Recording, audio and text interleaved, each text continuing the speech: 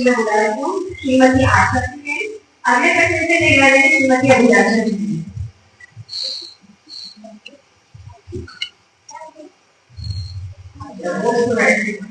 ऐसे घर से डरते हैं उनको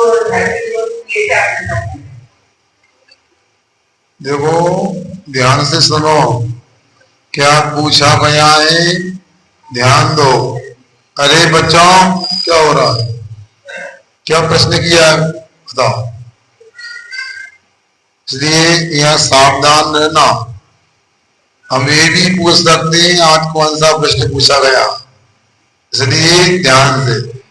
यहाँ पूछा गया है कि घर में करते हैं, उनका धर्म ध्यान में उपयोग नहीं लगता है, उनको धर्म की ओर अग्रसर कैसे करें। सुनो, बहुत ही महत्वपूर्ण प्रश्न है। कभी कभी देखा जाता है बालकों का तो युवाओं का तो धर्म में बड़ा उपयोग लगता है और बूढ़ों का घर नहीं छूटता है। उनको समझाओ इस संसार में धन वैभव सोना चांदी दुकान गोदाम ये कुछ भी साथ नहीं आने वाला। आपका कफन भी 2 मीटर का मरघट में जाके अलग कर दिया जाएगा। विचार कर लो, क्या करे तीव्र कर्म का उदय आता है तो धर्म में बुद्धि नहीं होती। एक बात याद आ रही है मेरे लिए। 4 पुत्र थे पिताजी के, पिताजी मरणासन्न थे, बस मरने ही वाले थे, उल्टी सांस चालू हो गई। 3 बच्चे आजू बाजू में सामने आकर खड़े हो गए। पिताजी ने कहा भैया तुम भी हो, तुम भी हो, तुम भी हो, क्यों बट्टा कहाँ है। मतलब मंझला सजला हल्का 3 होते, 2 नंबर 3 नंबर 4 नंबर 1 नंबर दिख नहीं रहा। क्यों बट्टा कहाँ है। अरे पिताजी बगल में तो पीछे खड़ा है। और जैसे ही सुना पीछे खड़ा सामने आ गया। पिताजी को हो सकता मुझे देखने की अंधे में चाहो, और पिताजी को जोर से गुस्सा आ गया। 4 ने छाती पे खड़े हो, दुकान बंद है बताओ। हमारी भी परिणति ऐसी न बन जाए। मरने की विधिया है, मरने की बेला है, अभी भी दुकान नहीं छूट रही। हो सकता उनका नरक आयु का आश्रम बंद हो गया। हमको सावधान रहकर के काम करना है। अब स्थिति ये बनती है कि यदि व्यक्ति अंत में भी धर्म ध्यान नहीं करता तो सोच लो, यदि जीवन में कोई आयु कर्म का बंध नहीं हुआ, अंत में नरक आयु ही उनके हिस्से में आने वाली है, जो ज्यादा धन दौलत के पीछे पड़ते। और यदि आयु का बंध पहले हो गया, उसमें तीव्र स्थिति अनुमान पड़ सकता है। इसलिए उनको समझाओ, महापुरुषों के उदाहरण दो, उनके लिए 12 भावना सुनाओ, कोई ऐसे प्रसंग सुनाओ जिसके माध्यम से उनका उपयोग धर्म ध्यान की ओर अग्रसर हो सके, और अपना प्रयास बरसर करो। फिर भी परिवर्तन नहीं आता है तो आप इस बात को लेकर संतोष कर लो, हमने तो ईमानदारी से प्रयास किया था, उनके लिए धर्म में लगाने का प्रयास किया था। अब क्या कर सकते हैं। रावण को विभीषण ने समझाया, मंदोदरी ने समझाया, इंद्रजीत आदि ने समझाया, मगर क्या करें, विनाश काले विपरीत बुद्धि। विनाश काल में उल्टी बुद्धि हो जाती है। और उन बुजुर्गों को देख करके भावना भाव की हे भगवान, हे सुजान मुर्गी शांतिनाथ जी, हे सुजान मुर्गी पारसनाथ जी, हे सुजान मुर्गी मुनिसुरदास जी, आप कोई ऐसा अक्षर दिखलाओ जिंदगी भर तो इन्होंने पाप किया, अब भी धर्म बुद्धि हो जाए, धर्म ध्यान करने लगे। और दूसरा, हम सावधान हो जाए। हम भी ऐसा सोचते हैं कि अभी क्या पड़ी जवानी, खाने खेलने के दिन में वृद्धावस्था में ऐसी दशा हो जाती है, कहते 60 साल में पति सटे आ जाती है, काम नहीं करती। अभी से कुछ ऐसा धर्म ध्यान का पुरुषार्थ करो, अंत समय में वो काम आएगा। जीवन भर विद्यार्थी पढ़ता है, वो ही परीक्षा देने का साहस रखता है और वो ही परीक्षा में अधिक अंक प्राप्त करता, ज्यादा नंबर प्राप्त करता है। आज से नहीं, अभी से धर्म करने का अपना पुरुषार्थ और बढ़ाओ।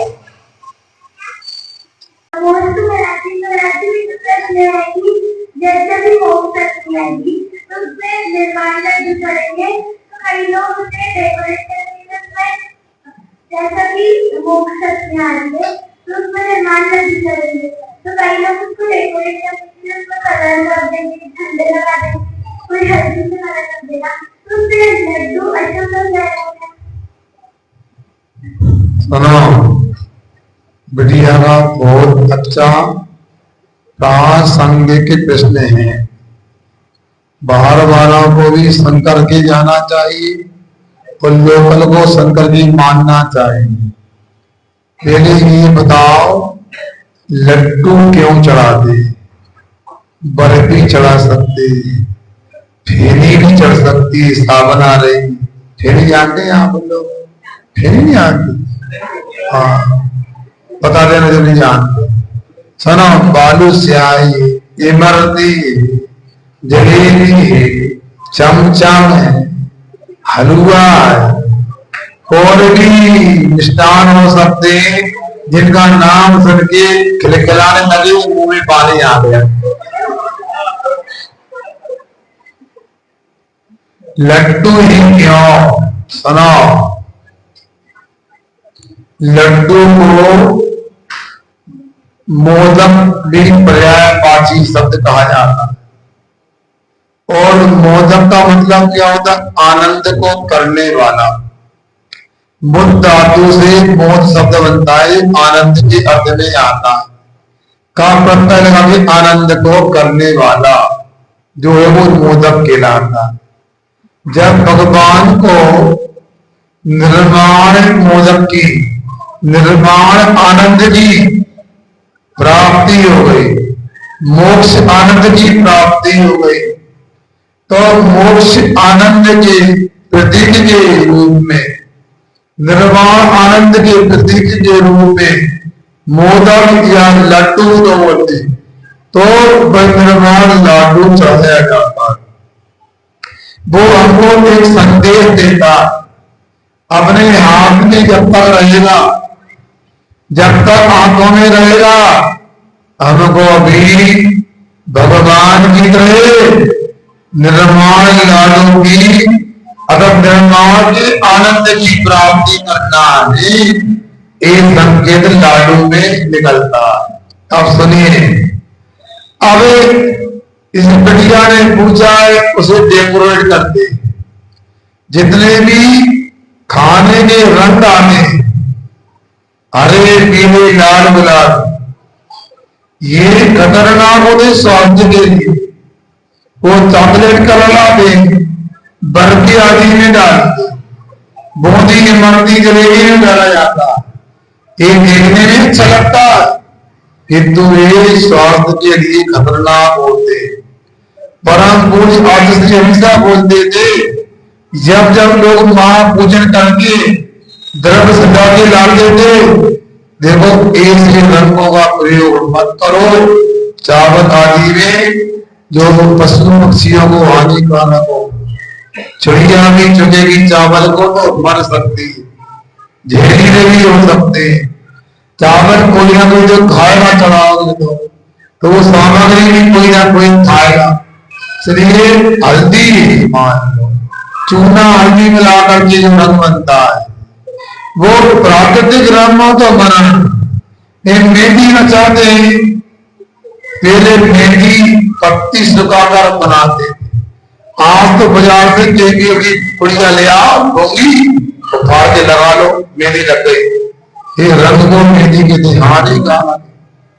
आप भोजन का काम करते हैं, पूरा आटे के माध्यम से पूरा मेहंदी का कलर पेट में जाता है, हानिकारक रहता है।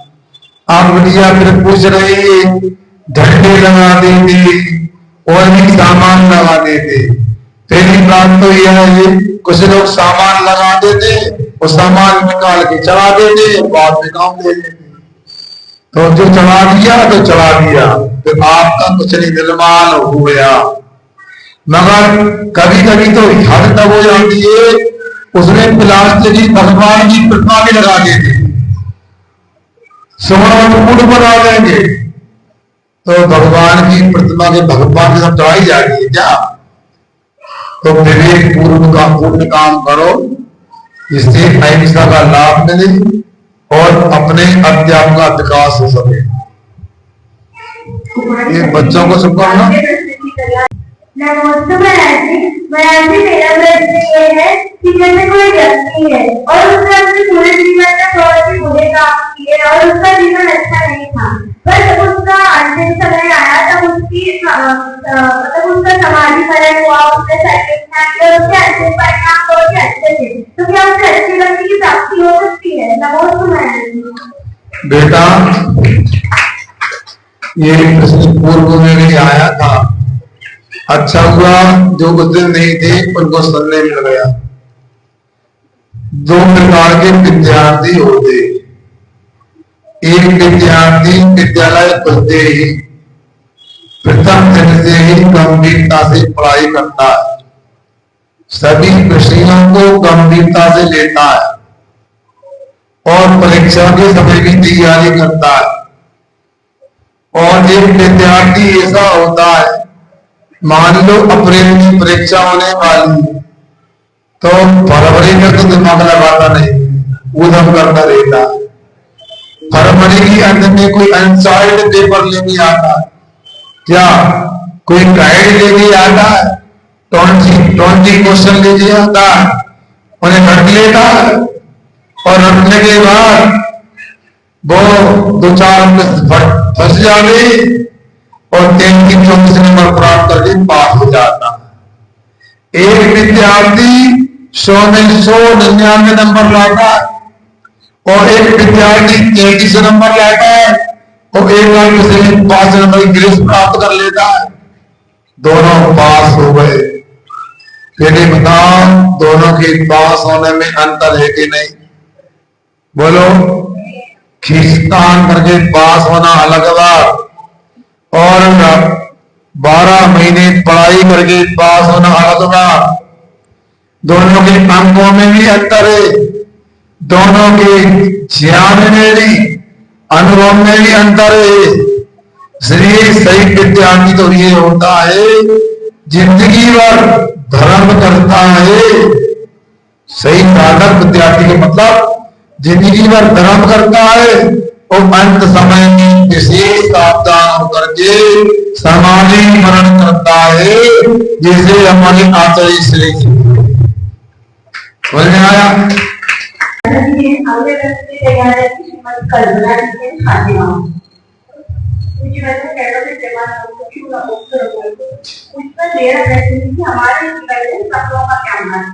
कभी कभी अपने को ऐसे समझे आपने देखो, कभी सोचते सपने आ जाता है, जैसे कि हमने तो एक बार सोचा सपने में आया, लेकिन कभी कभी ऐसा होता है कि कुछ सपने ऐसे आते हैं तो फल देते हैं, कुछ समय के बाद जैसे अच्छा हुआ हर तरह का, और फिर समझ में आता है हमने उस सपने में देखा था वैसा हो रहा है।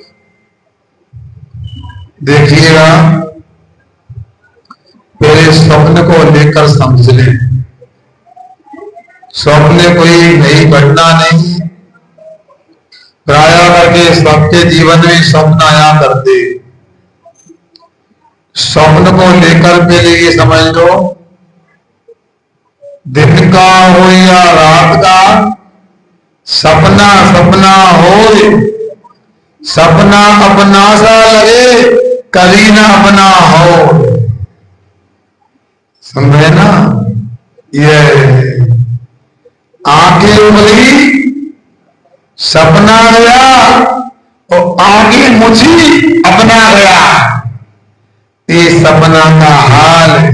फिर भी देखो, सपने दो प्रकार के होते, जो बात के प्रकोप के माध्यम से आते, उनका तो कोई फल दुष्फल नहीं है। किंतु जो सपने बात आदि के विकार के बिना आया करते, उन सपनों को लेकर जरूर कोई फल या दुष्फल समझ में आते, उसमें भी घबराने की बात नहीं है। सुनो, यदि मान लो अच्छे फल आते हैं, अच्छे स्वप्न आते हैं, तो घबराने की बात नहीं, अच्छा होने वाला है। और बुरे स्वप्न आते हैं तो तत्काल 9 बार ओंकार मंत्र पढ़ लो और सुनो, एक शांति दान कर लो, वो दुष्फल भी सफल हो जाएंगे, शुभ फल को देने वाले हो जाएंगे। किंतु आवाज नहीं आ रही क्या? पीछे आवाज किसी आ रही? आगे जाओ।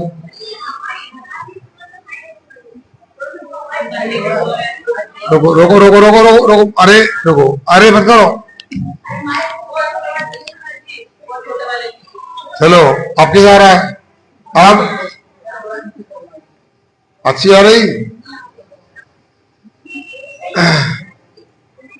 आवाज आ रही ना? ठीक। अब से किए, अरे बच्चों को चुप करो।